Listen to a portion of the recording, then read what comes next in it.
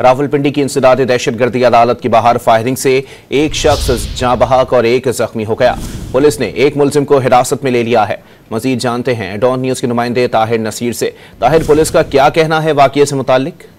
जी देखें, ये इस्लामाबाद रावलपिंडी की इंसदाद दहशतगर्दी अदालत के बाहर आज सुबह सवेरे मुलजमान कचहरी में अदालत पेशी पर आए हुए थे। जब पेशी इख्तिताम हुई तो वापस जाने लगे तो इसी दौरान दो मसल्ला मुलजमान मोटरसाइकिल पर थे, उन्होंने फायरिंग की। फायरिंग के नतीजे में पुलिस का ये कहना है कि दानियाल इकबाल नामी एक शख्स जान की बाजी हार चुका है, जबकि एक शख्स शदीद जख्मी है जिसको पीबीआई अस्पताल मुंतकिल किया गया है। मुलजमान मौके पर असला छोड़कर फरार हो गए। ताहम जराये का ये कहना है कि एक मुलजिम को गिरफ्तार भी कर लिया गया है और पुलिस हुकाम का ये कहना है कि कुछ दिन कबल एक हाउसिंग सोसाइटी है गुजर खान में, वहां पे फायरिंग हुई थी और फायरिंग के नतीजे में एक शख्स वहां पे यहाँ भाग हुआ था और उसका मुकदमा था। और आज उस मुकदमे में मुलजमान जो जमानतों पर थे वो अदालत पेशी के लिए आए हुए थे। तो इस दौरान ताक में बैठे हुए दो मुलजमान जो इंसदाद दहशतगर्दी अदालत के बाहर उन्होंने फायरिंग की। फायरिंग के नतीजे में दानियाल इकबाल नामी शख्स जो है वो जान की बाजी हार चुका है, जबकि एक शख्स को हिरासत में लिया गया और जो दूसरा मुलजिम फरार हुआ है उसकी